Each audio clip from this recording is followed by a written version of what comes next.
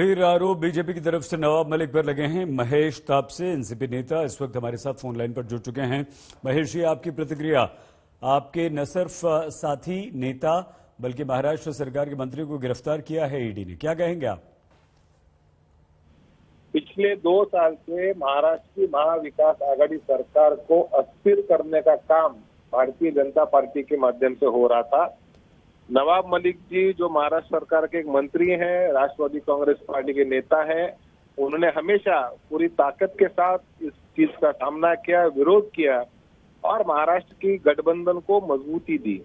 हमें पिछले कुछ महीनों से इस प्रकार के संकेत आ रहे थे कि नवाब मलिक जी के ऊपर भी किसी केंद्रीय यंत्रणा के माध्यम से लेकिन महेश जी, आपको ऐसा क्यों लगता है? क्यों इस तरह के संकेत आ रहे थे? क्यों नवाब मलिक के पीछे? नवाब मलिक जी ने खुद ही बोला। नवाब मलिक जी का अगर आपने खुद सुना रहेगा वक्तव्य, तो उन्होंने खुद बोला के अंदर कि किसी भी इन्वेस्टिगेटिंग एजेंसी को अगर मेरी जांच करनी है तो वो जरूर कर सकते हैं। आज सुबह 4 बजे एनफोर्समेंट डायरेक्टर के अधिकारी उनके घर पे गए। नहीं, हम ये जानना चाहते हैं महेश जी, ये जानना, आपने कहा कि साजिश हो रही है, केंद्रीय एजेंसियों का इस्तेमाल हो रहा है, तो भाई नवाब मलिक को क्यों टारगेट किया जाएगा? नवाब मलिक जी एक एनसीपी के बड़े नेता हैं। एक प्रमुख प्रवक्ता के माध्यम से उनकी भूमिका देश के लोगों तक पहुंची और हमेशा जितने बार भी भारतीय जनता पार्टी ने एक दांव रखा, उस दांव को उलटने का काम हमारे नवाब मलिक जी ने किया। तो स्वाभाविक रूप से नवाब मलिक जी के प्रति बहुत ज्यादा प्यार और संवेदना हमारे भारतीय जनता पार्टी के मित्रों को थी। तो इसीलिए शायद नवाब मलिक जी को ऐसा लगा कि पिछले आने वाले कुछ समय में इस प्रकार की कुछ गतिविधियां होंगी और उन्हें टारगेट किया जाएगा। लेकिन Mahesh ji, underworld connection, money laundering, ये दोनों बातें बहुत ज्यादा गंभीर हैं। आपको नहीं लगता कि ये महाराष्ट्र के भूतपूर्व एक बड़े नेता भारतीय जनता पार्टी के और विद्यमान बड़े नेता, उन्होंने एक प्रेस कॉन्फ्रेंस के माध्यम से कुछ चीजें कही और उसी के बाद ये कार्रवाई हुई। आज ये कानूनन लड़ाई है। इसके अंदर जिस कंपनी का बात किया जा रहा है उसमें नवाब मलिक जी पुराने समय में डायरेक्टर थे, लेकिन बाद में उनने जैसे मंत्री बने उनने अपना इस्तीफा दे दिया था। कानूनन बात है, कानूनन लड़ाई कानून के दायरे में लड़ी जाएगी।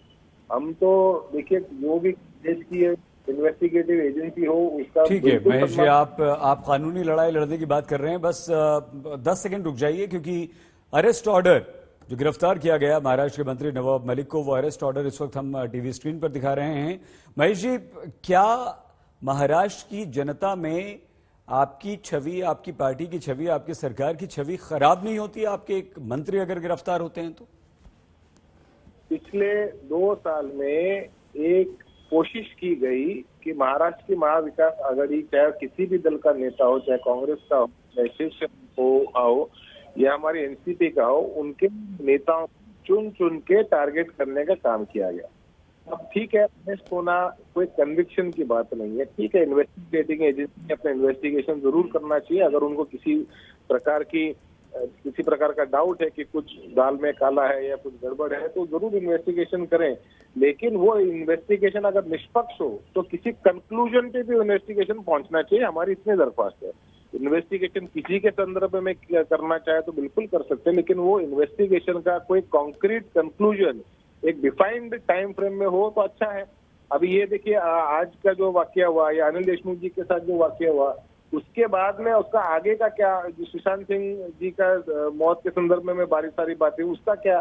तो देयर इज नो कंक्लूजन। हम तो कह रहे हैं कि डेफिनेटिव कंक्लूजन पे आइए। और कोई भी नेता है या कोई भी पॉलिटिकल पार्टी है, अगर कुछ गलत है तो उसको गलत बोलेंगे, लेकिन यहाँ गलत नहीं, या सिर्फ पॉलिटिकल वेंडेटा या पॉलिटिकल मोटिव जितने ही रोकते हैं। महेश जी, आखिरी सवाल छोटा सा, क्योंकि अब गिरफ्तार किए जा चुके हैं, तो क्या इस्तीफा देंगे नवाब मलिक? नवाब मलिक जी कानून मानने वालों में, एनसीपी कानून को मानने वालों में से, मैं आज मेरी जानकारी नहीं, लेकिन अभी वही टीवी चैनल पे देख रहा हूँ कि पवार साहब की, सीएम साहब की बैठक होने वाली है, होम मिनिस्टर जी भी वहां पर रहेंगे, तो शायद उस संदर्भ में क्या निर्णय होगा मुझे जानकारी नहीं, लेकिन जो भी होगा आपके सामने